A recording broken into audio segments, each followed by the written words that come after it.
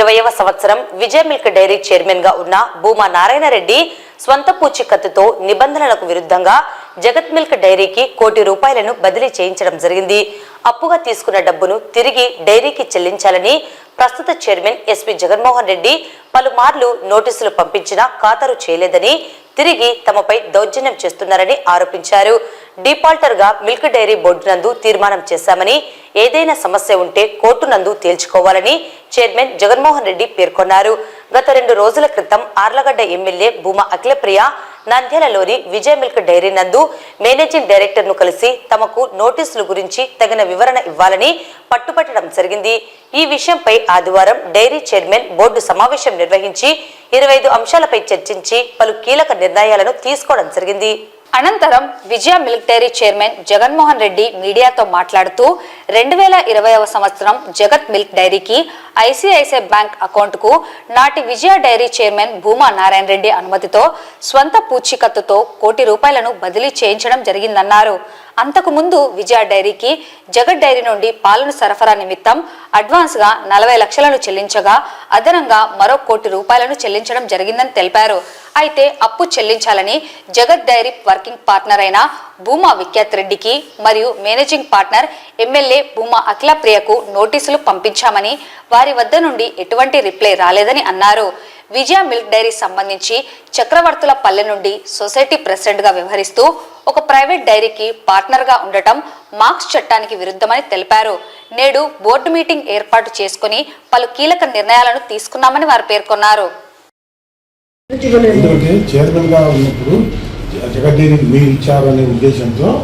ఆయన ఒపీనియన్ ఎట్టి మీరు ఇచ్చారు, మీరు వసూలు చేయగలరా ఏంటి అనేది ఆయన ఏం రిప్లై చేయలేదు.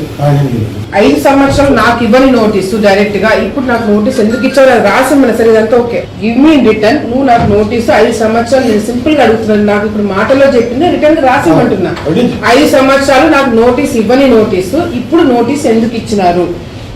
ఆయన ద్వారా జరిగిందనో ఆయన టైంలో ఇదంతా జరిగిందని చెప్పి పాపం పెద్ద ఆయనని మీరు లాగుతున్నారు, బానే ఉంది. ఆయన నోటీసులు ఇచ్చినారండి. డైరెక్టర్లకి నోటీస్ ఇస్తారు, డైరెక్టర్ రిప్లై ఇస్తే రిప్లై తీసుకోవడానికి వాళ్ళు తిప్పించుకుంటారా వాళ్ళని? 3 థింగ్స్. ఒకటి, ఎందుకు 5 సంవత్సరాలు ఒకవేళ నిజంగా అంటే నేను కానీ విఖ్యాత్ కానీ డబ్బులు కట్టేది ఉందంటే, ప్రతిపక్షంలో మేము ఉన్నప్పుడు, మీరు అధికారంలో ఉన్నప్పుడు, మీ చైర్మన్ అధికారంలో ఉన్నప్పుడు మాకు ఒక్క నోటీస్ కానీ ఒక్కసారి కూడా డబ్బులు కట్టాలని ఎక్కడ చెప్పని వ్యక్తి ఈ రోజు ఎందుకు మాకు నోటీసులు ఇచ్చాడు? 10 మంది సంతకాలు పెట్టాల్సి ఉంది, 10 మంది సంతకాలు పెడుతున్నారా లేదా? 9 మందితోనే మీరు క్లోజ్ చేస్తున్నారు. ఈ 3 క్లారిటీ నాకు రిటర్న్ గా రాసియండి చాలు. నేనేమి ఆర్గ్యుమెంట్ చేయట్లేదు, వచ్చి గొడవ పెట్టుకోవట్లేదు. నాకు రిటర్న్ గా రాసియండి, మేము కోర్టుకు వెళ్తాము, అసెంబ్లీలో పెడతామో ఏం చేస్తారో నేను చేసుకుంటాను. నాకు ఆ 3 పాయింట్స్ రిటర్న్ గా రాసియండి, మీ స్టాంప్ కొట్టి మీ సంతకం పెట్టి ఇవ్వండి. మీరు చూపించింది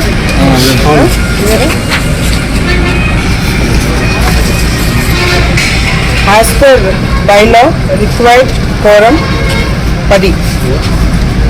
bylaw ప్రకారము quorum ఉండాల్సింది 10, సంతకాలు పెట్టింది 9. quorum లేనట్టే కదా తెలిపి ఉన్నారు. అయినను నిబంధన విరుద్ధంగా ₹1 అడ్వాన్స్ గా ఇవ్వాలని ఆదేశించడం అనేది చైర్మన్ గారు బోర్డు రెజల్యూషన్ లో కూడా రెజల్యూషన్ పెట్టుకుని ఏదో తీసుకున్న నిర్ణయాలు 25 అజెండా దీంట్లో పెట్టారు.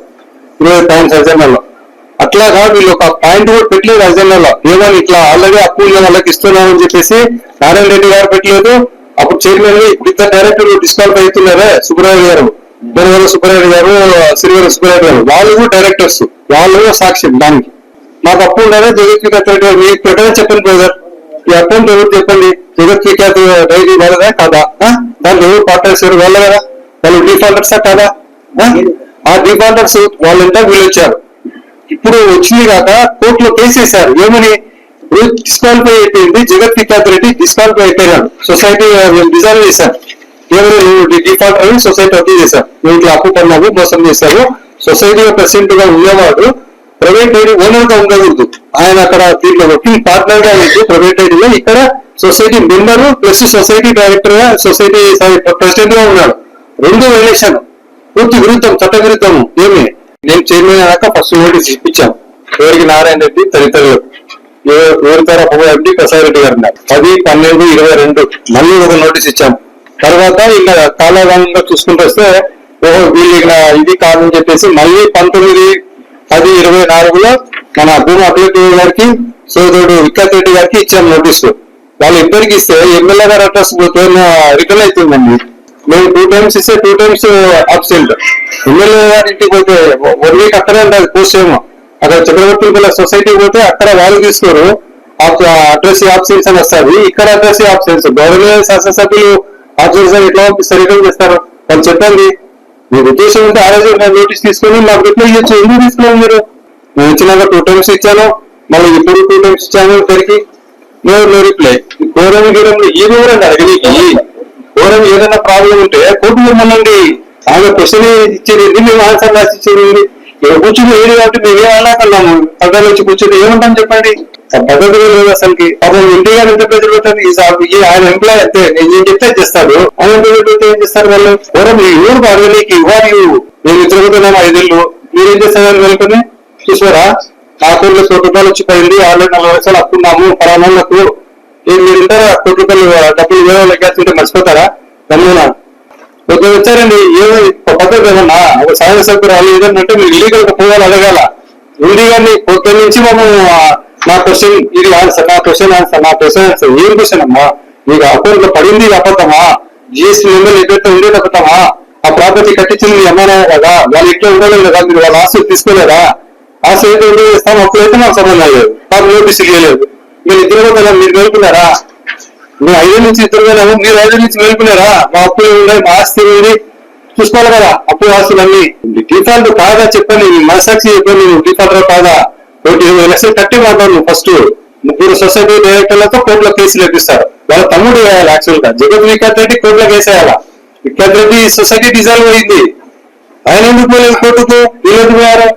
వీళ్ళు ముగ్గురు కుమ్మక్కయ్యి వాళ్ళ చేతులు కలిపి ముగ్గురు పోయారు పక్కకి. వాళ్ళ నేను చేశాను నిరామస్కర్ డైరెక్టర్ లాగా.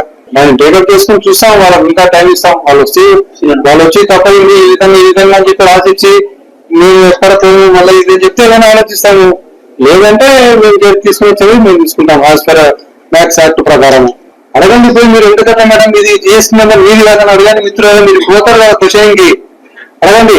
జిఎస్టీ మీదే కదా, ఇది మీ పేరుతో కదా, ఇద్దరు మీ వికాస్ రెడ్డి మీదేనా, మీ జగత్ రెడ్డి మీదేనా, డైరీ మీ అమ్మ పెట్టిందని అడగండి. మేము 12 మందికి నోటీసులు ఇచ్చినాం, 12 మందికి సారీ డైరెక్ట్ అందరికి నోటీసులు ఇచ్చినాం. దానికి ఎలిజిబిలిటీ లేదని ఎక్కడ క్వశ్చన్? అసలు ఆమెకి ఎందుకు చెప్పాలి మేమండి? వివరం లేదు. ఆమె ఏం చేసుకుంటే చేసుకున్నామండి. వచ్చాము నేను ఎంపీగా వెళ్తున్నా, ఆమె బాస్ అడిగింది ఇచ్చాము. అడిగి సాటిస్ఫై కావాలా అంటే అడిగడానికి చెప్పడానికి లోపాలకి సారట అందులో ఇచ్చేపని ఓపిక మాకు పొద్దు నుంచి ఇంతకుముందు రాజించాము. ఆమె అడిగితే సరే ఏదో వచ్చింది కూర్చొని ఎందుకు లైసెన్స్ ఇది రైతు సంస్థ ఈ రోజు జరుగుతుంది, అందరూ కాన్సన్ట్రేషన్ అయితే పబ్లిక్ లో బాగుండదు, ఈ రోజు పోతుంది డైరీ మేము తాపత్రయంగా గమ్మున కూర్చున్నాం. పొద్దు నుంచి మేము చేయలేక కాదు ఏ విధంగా